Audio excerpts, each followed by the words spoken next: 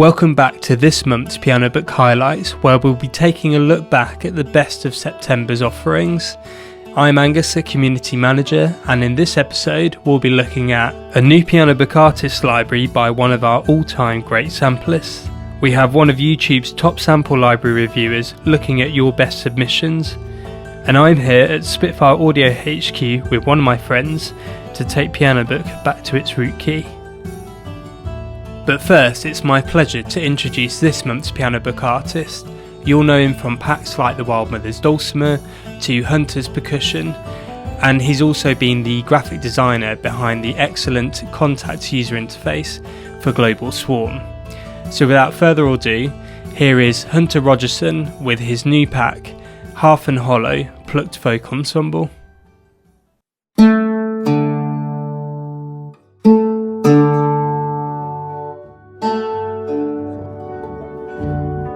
Gosh, I love this thing. Well folks, it is my honor and privilege to announce that I'm releasing a library today with Pianobook artists. If you find that you want to go pick it up, or if you just want to check out the details while I'm yapping, Pianobook's website is the place to be. This is a pretty involved library. It's my most ambitious to date by a long shot. So I'm just going to jump right into describing what in the hell it is. This is Hearth and Hollow, the Plucked Folk Ensemble. It's an arrangeable ensemble of 7 instruments. If you've been keeping up with what I'm getting up to on Pianobook, you probably know about the Wild Mother's Dulcimer, and a lot of folks seem to dig it. Thank you for that, by the way. You can think of this as sort of a big old family reunion for that dulcimer.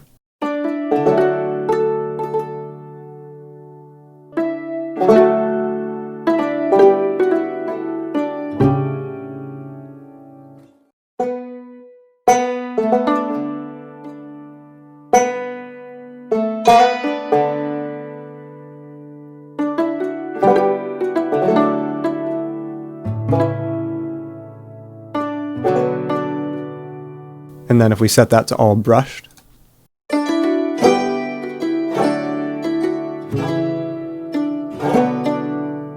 the brush stuff I think is really a secret weapon. It has these delicate and uneven transients, especially at really low velocity layers. The trems controlled with the mod wheel, very lively and bustling.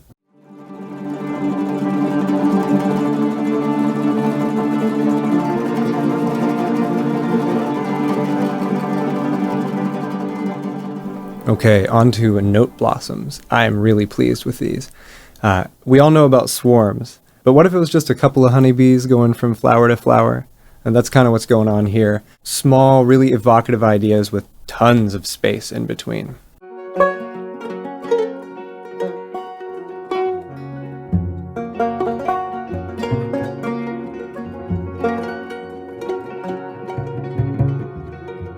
Yeah, you could let that go forever. These samples that you're hearing are sometimes 2 minutes long, and by default the sample is starting randomly anywhere within that 2 minutes every time you press a key. This can be toggled off if you're into having the performance of the note blossom hit the same way at a part of a song each time. Holding the sustain pedal while playing a really widely voiced chord with the blossoms is also a really good way to demo some of the mix presets.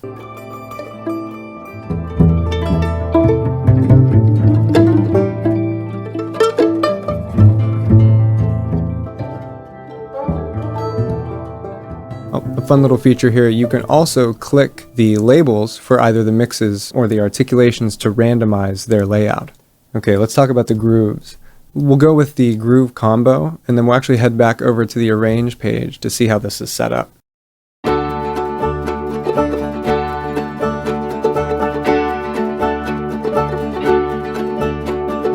The instruments are playing one of 2 groove variants.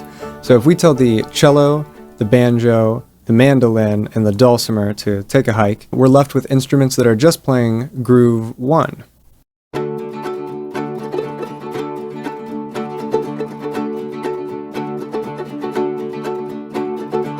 Where groove 2 utilizes octaves for a sort of broad, gleaming pulse, groove 1 has more of a traveling jaunt to it. If we go a step further in our isolation here and just listen to the guitar and then the oud, we'll hear that the guitar's version of groove 1 is slightly different than the oud's version of groove 1.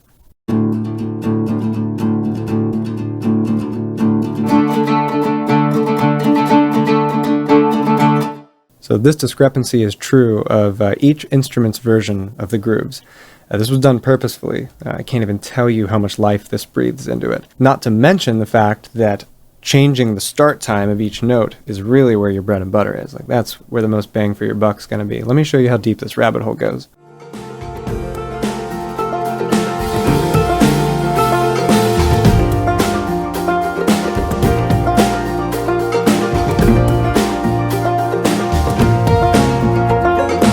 Most instruments have grooves 1 and 2, eighth notes, and triplets, the exceptions being dulcimer, cello, and violin. In lieu of the eighth note and triplet loops, it's got quarter notes. One more but very crucial thing about the rhythms. I'm generally kind of let down by pre-recorded loops, so I tried to make these as organic and musical as I could. Take a listen to this.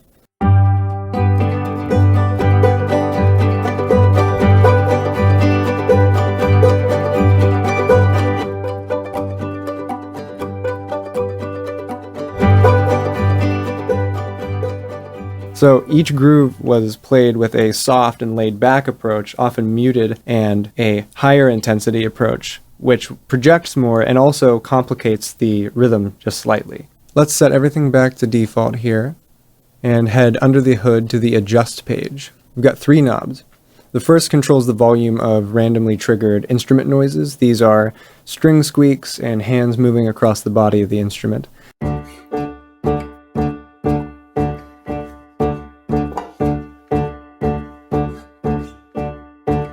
I adore these. They show up just enough to add a lot of realism, but not enough to totally drive you mad. The releases knob, that's your volume for release triggers for the plucked brush and tremolo patches. Again, this is where your realism lives, especially if you're doing notes with shorter sustain. Then finally down here we have the random start toggle for the blossoms. I mentioned earlier that you can opt in and out of having the notes start at a random location. That's where you do that.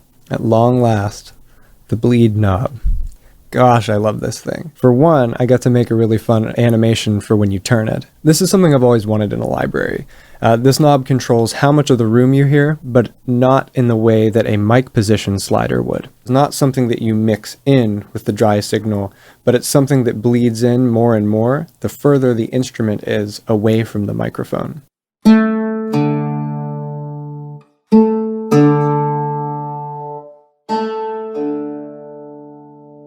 I think it's really magical, and it also just helps my audio engineering brain not stray too far away from the intuitive and creative side of the mixing and writing process. Hearth and Hollow also comes with solo patches for each of the instruments, and they function very much the same as the ensemble patch. They have a slightly extended range, most notably for the plucked and brushed articulations. The articulations themselves are key switchable, so if you're looking for more of a performance-ready patch, this might be it. But I want to be very clear in saying that this library was built as an interwoven ensemble. I specifically captured the lower and more mellow ranges and mapped all of these instruments out to be used together. Thank you again to all the folks over at Spitfire and Pianobook that helped support me in making this instrument. Really had to dig in and accept that I wasn't going to have even a glimpse of free time for the better part of like 5 months. But man, having such a cool team to work with and an even cooler community to share this with just made the light at the tunnel ever bright.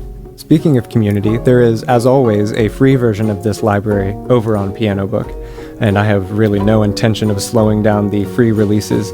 I've actually got a couple that I'm like really thrilled about that are coming up. Alrighty folks, I think that's just about it from me. Hearth and Hollow, the Plucked Folk Ensemble, is available and on sale now for the next little bit over on Pianobook's website for $79. If you can, go pick that up and start telling your own stories with it. Take care of yourself, and I'll see you next time.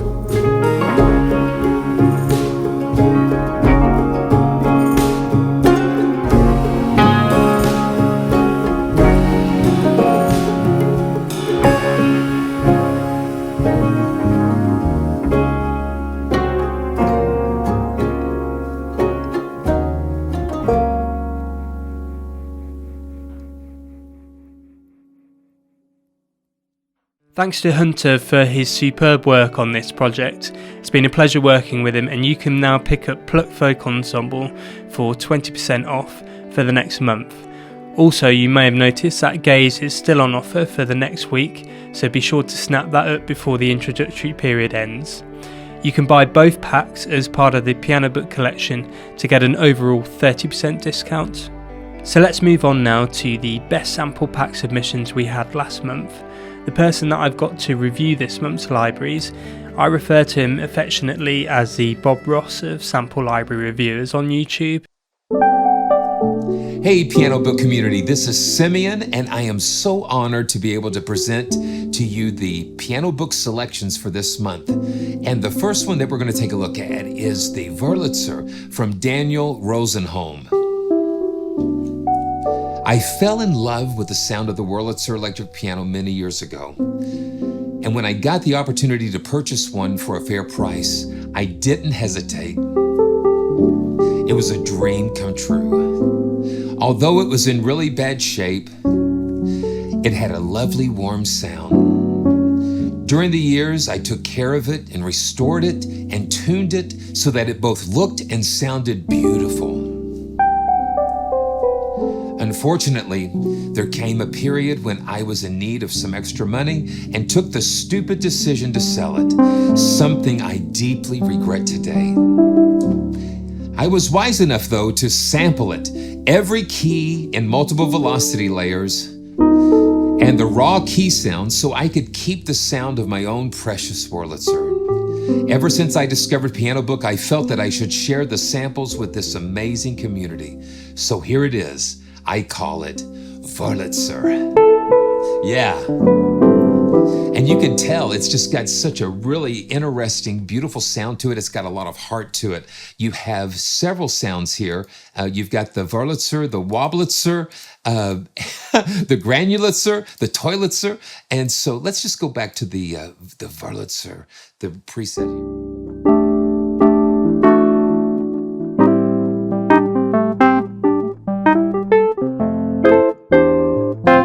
It's got that heart there.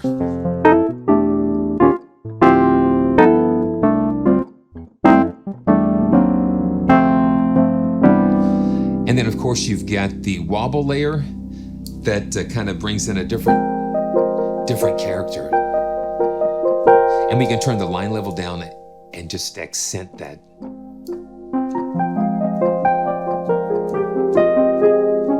It takes you to a totally different place. And then the granular layer.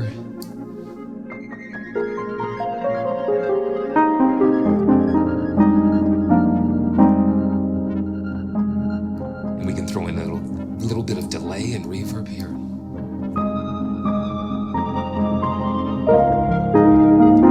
So you take one instrument and it converts and transforms into something totally different.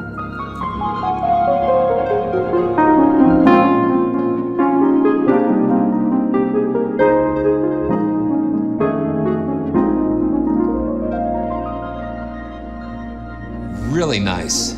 Okay, let's just go back to just the WörliTzer preset, and because this is what you hear that.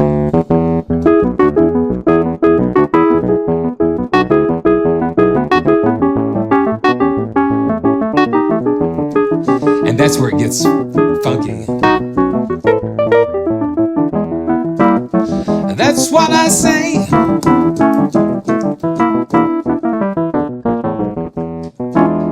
And that's the WörliTzer from Dan Rosenholm. Thanks to Simeon there for joining us with his magnificent playing. I hope you enjoyed it as much as I did. So I'm here at Spitfire HQ today, and I thought I'd take Pianobook back to its roots, because we've had a lot of Pianobook vlogs this year, but we actually haven't created a piano sample library since Piano Day in spring. So I thought we'd actually sample a piano today, and we'd do it in a slightly unusual way. So I've invited a friend over from my Spitfire team to have a look at creating a really weird and experimental piano library. It might go really well, it might go really badly. I don't know, because it's not happened yet. So I'm going to pop over the road to the 8A studios and let's see how it goes. Right, here we go.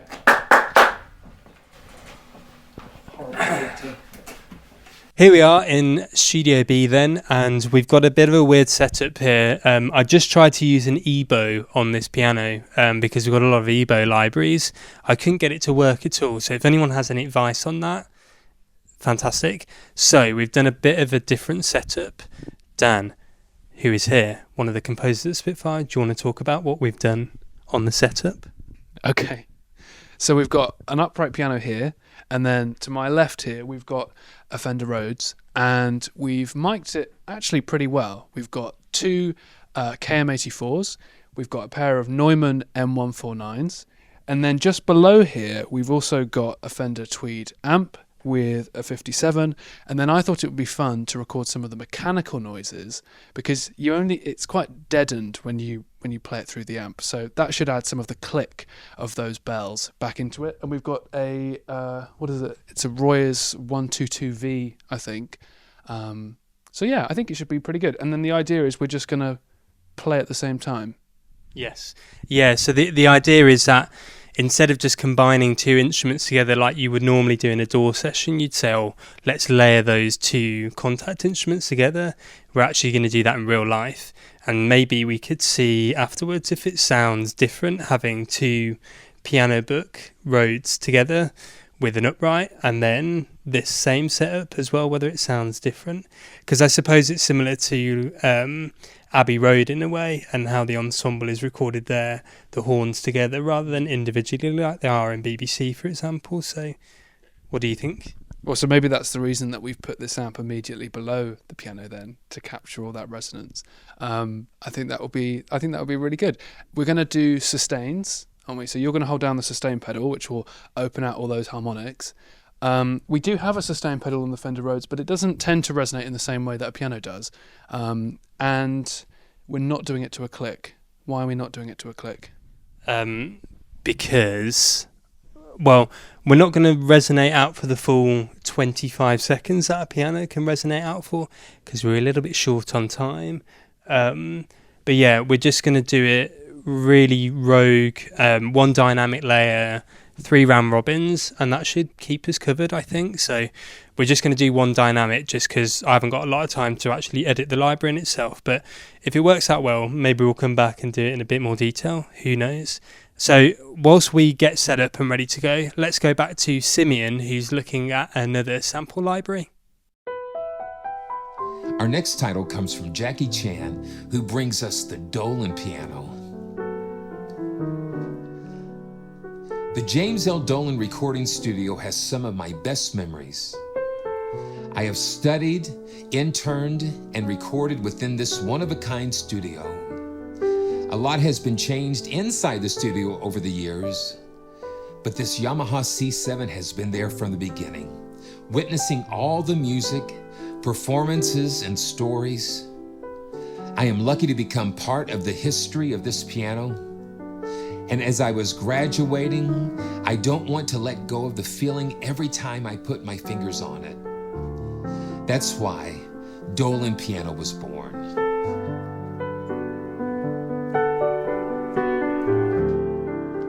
And you can tell this is a beautiful tone.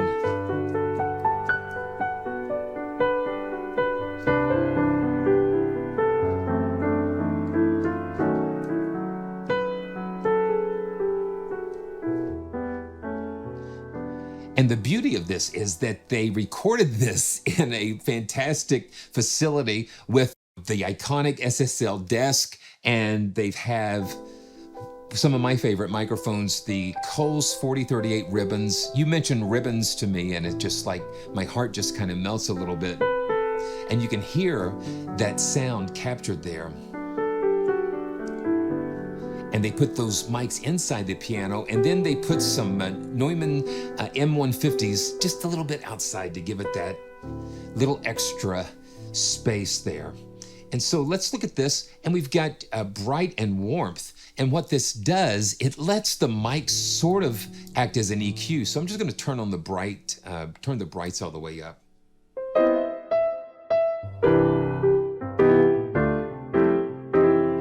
So you get that classic C7 punch. I'm going to turn the reverb off for a little bit so we can just hear the natural sound of the piano.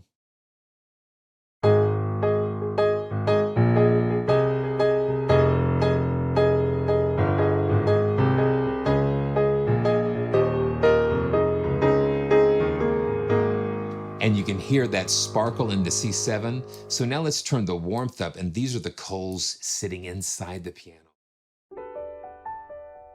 And that just takes you right there.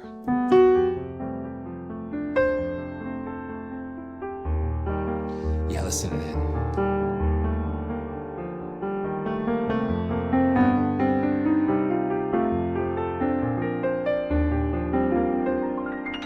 And when you bring both of them together, that's when the magic happens.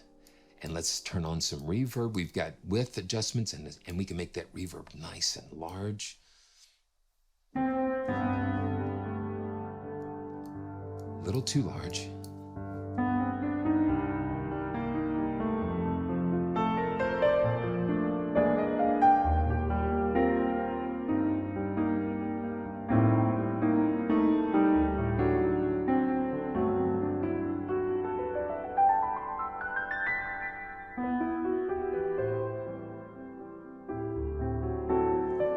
And that's the Dolan piano from Jackie Chan. Thank you so much for bringing this beautiful piano to us. So now that me and Dan have decided what we're going to do with this experimental and weird piano library and set up the microphones, we're going to actually record it now. So you'll see some background footage, hopefully, of us recording the library.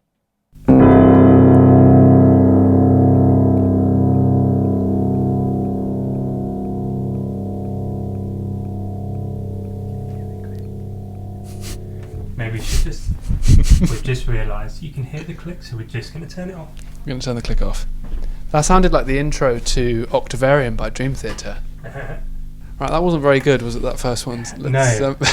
It's almost like we should do a vlog about the different reflex that people have. You've just given me a great idea for a sample library. Okay. I'm going to have... More... Let's have maybe fingers on keys before we start. Yes. Well, I was just going for it because what I tend to do is go the same height, so then it's the same feel and dynamic rather than... So approximately what distance would you say you have? I'm about 2 inches. An inch. An inch.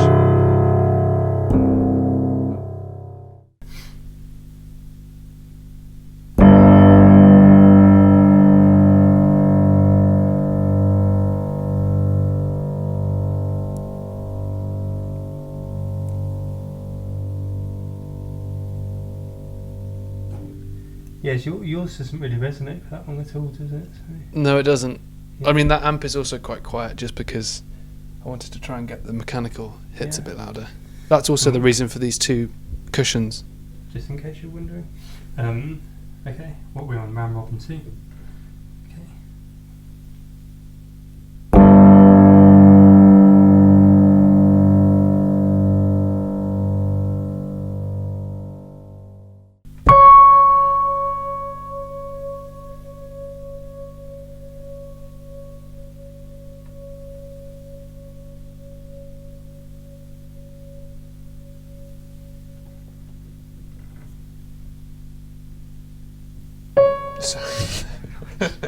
Don't know what my hand was doing. Neither did I.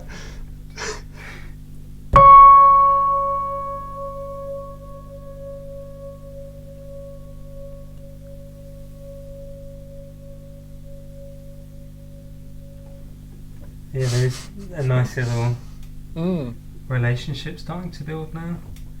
Well, remember, between we're still the filming. pianos as well.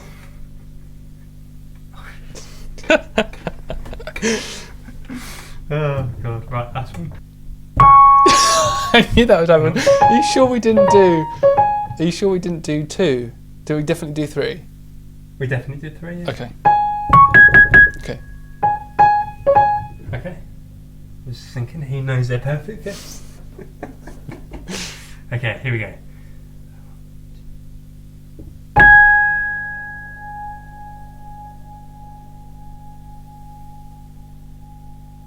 that fifth that we did actually sound quite nice. Yeah.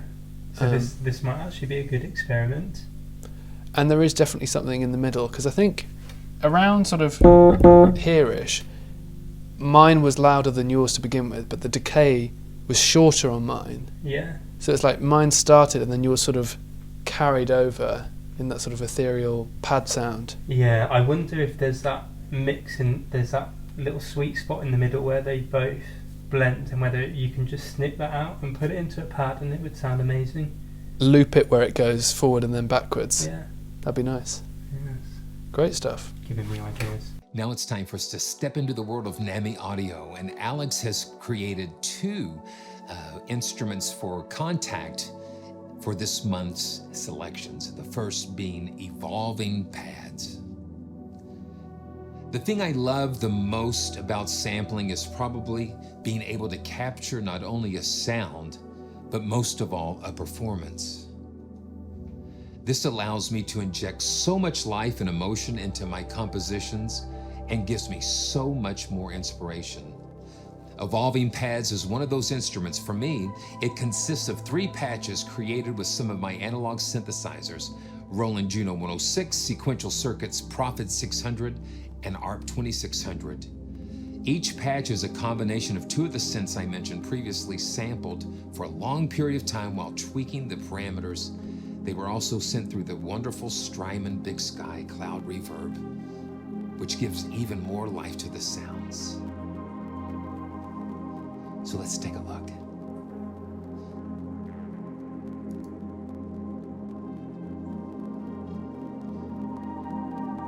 We've got all 3 pads here, and we can adjust the blend of each of them using the mixer.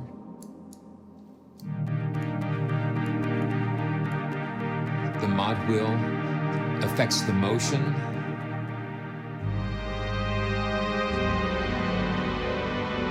And that huge reverb.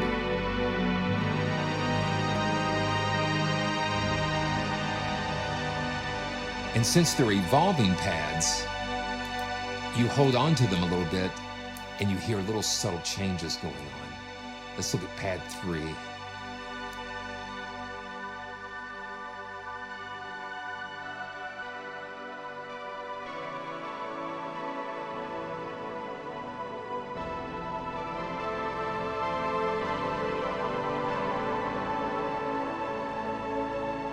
And let's let that evolve a little bit.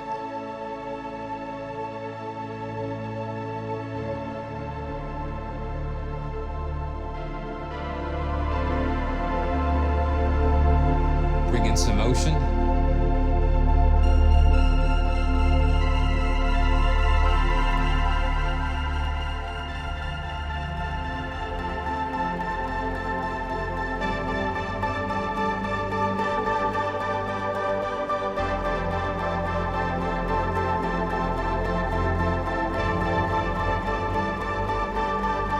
There we go.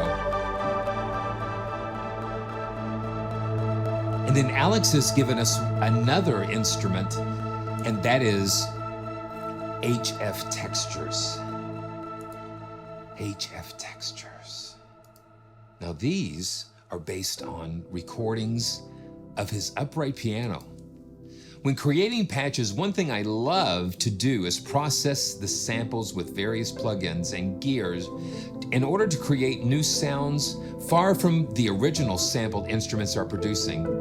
In other words, what I love about sampling is being able to create new sounds and textures that cannot exist outside the virtual world. HF Textures is a library containing some of that philosophy. It consists of 3 patches: His patch created with the raw recordings of an upright piano treated with processing gear. OT loop, evolving loop created with the upright sample sequenced and mangled with an Electron octarack. And muted strings in an upright. So these are muted strings, uprights, different things that Alex has been able to capture for us. And we have them here, the Hiss pad, the OT loop, same kind of setup in the mixer. Let's just load up the Hiss pad here.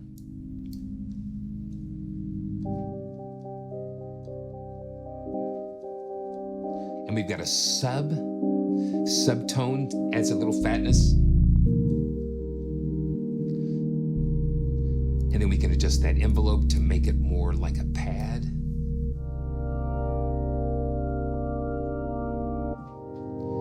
Very complex sounds going on here. And then we can go back to the mixer. Let's turn up the OT loop.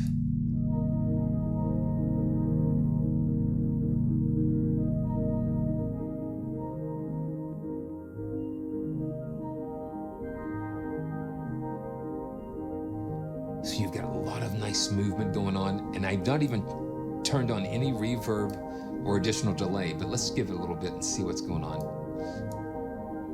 Yeah, the color, okay, the color, and then we have delay. So we have all sorts of ways to shape this sound. Now let's go to the muted patch, turn down the OT loop, and go back to the envelope generator so we can hear it.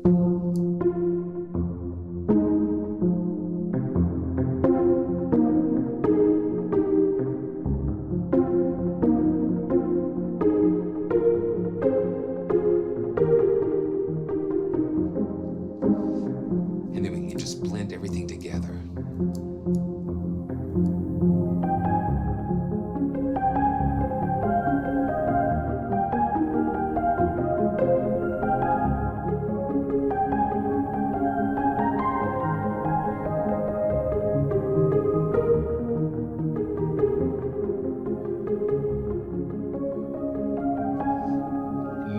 Now let's combine it with the evolving pads.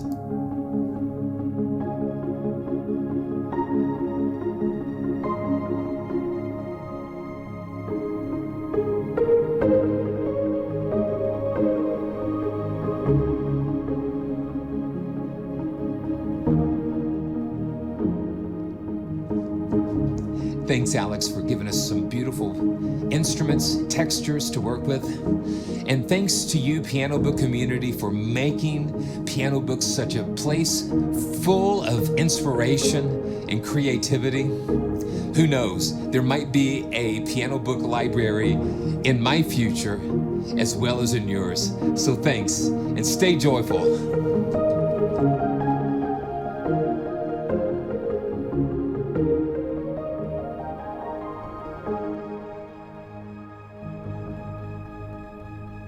I'm going to send the final project over to Dan now. He's going to review it and see what it sounds like, and we'll now answer the question of, was our experiment actually good? Okay, and here we are.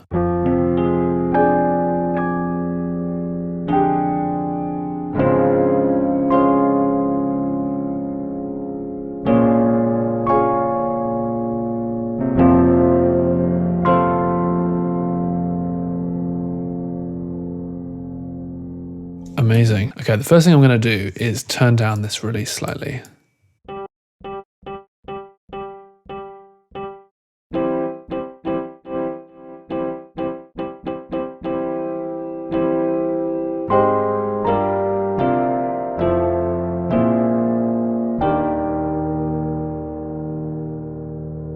You know, it doesn't sound bad.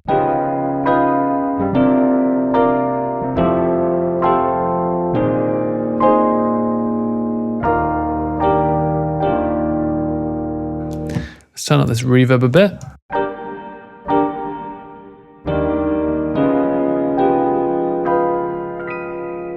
And of course our chorus.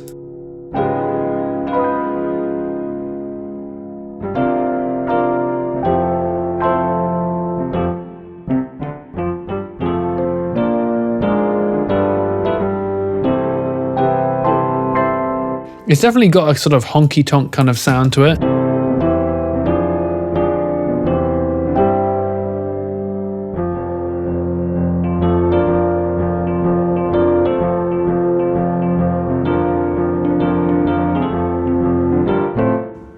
Sounds cool. Now down here at the bottom we've got our piano sound and then this mix, which I believe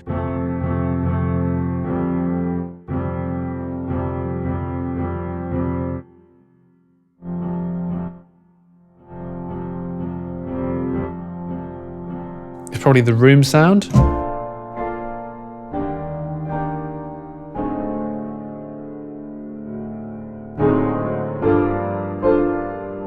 Great. Then we've got the amp, so if I just take this away,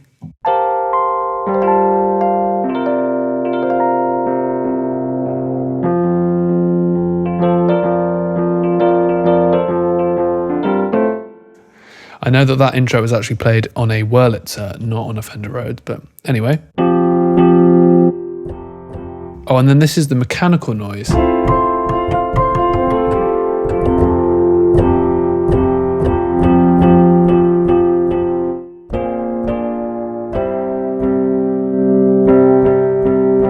It definitely adds something.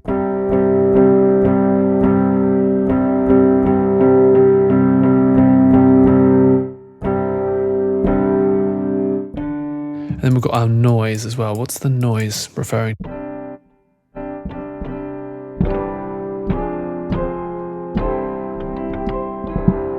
Okay, I think this is the mic that was under the piano, under the Fender Rhodes. I should have read the small print on this library when Angus sent it to me.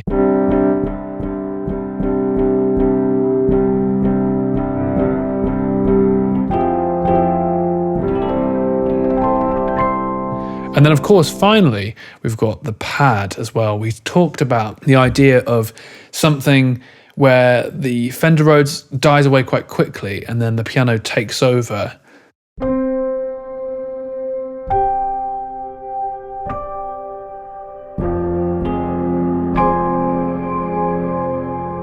That's quite special, actually.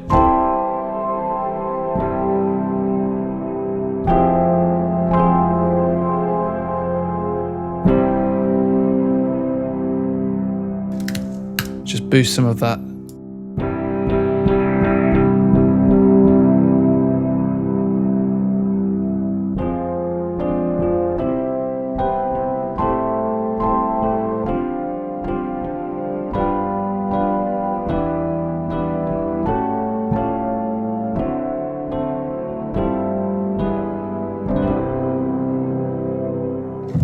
You know, I'm very happy with that. I think that sounds really, really fun. Of course, there's only one dynamic layer, so no matter how quietly you play, it's not going to have that softness.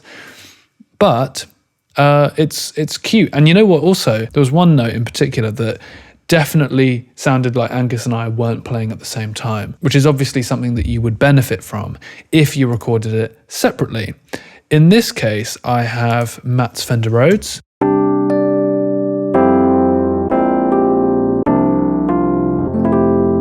Which is beautiful, and I hadn't realized that this was on the site.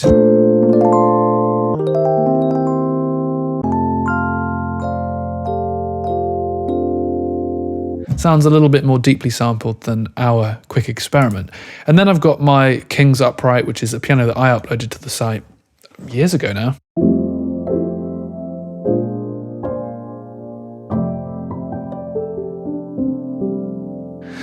Ah, the good old days. It was simpler times. Anyway, I'm going to combine these two together and see what we can come up with.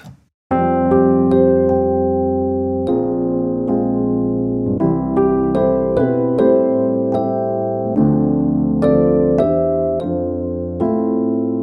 going to turn the Rhodes down slightly.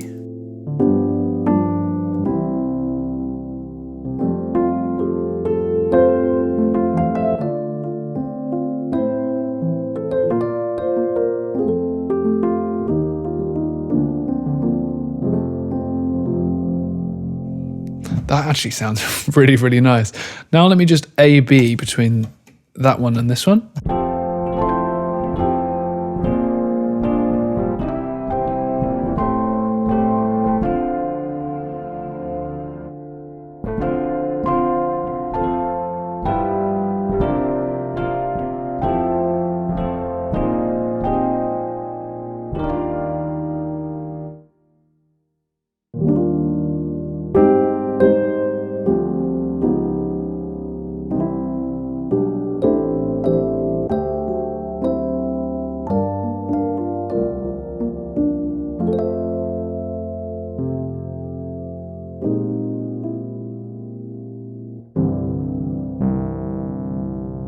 Well, I can't say which one I prefer more. I know that the electroacoustic piano was definitely recorded at the same time in the same room. It feels like it was recorded in the same room. Does that make it better? Not necessarily. I mean, you've got a lot more control by having the two elements recorded separately.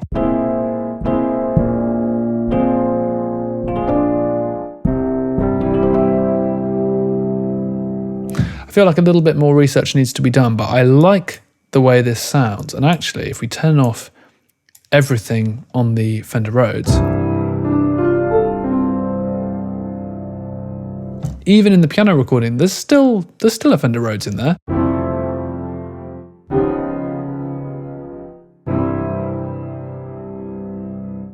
Back to the studio.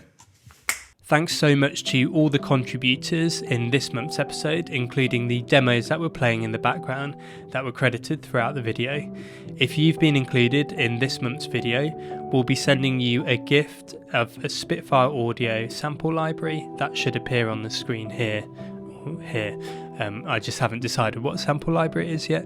So if you've won a gift and we don't reach out to you in the next couple of days, do get in contact with us via the contact form on the Pianobook website.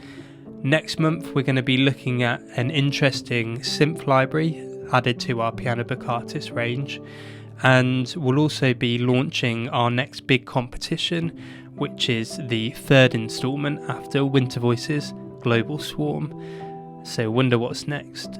That's all to look forward to, so do subscribe and notify yourself to the YouTube channel. We'll be really ramping up the content towards Christmas, so it's all going to be good gems available for you here. And also join our Discord channel, because that's where we're going to be hosting the competition. That link can be found in the description below. See you next time.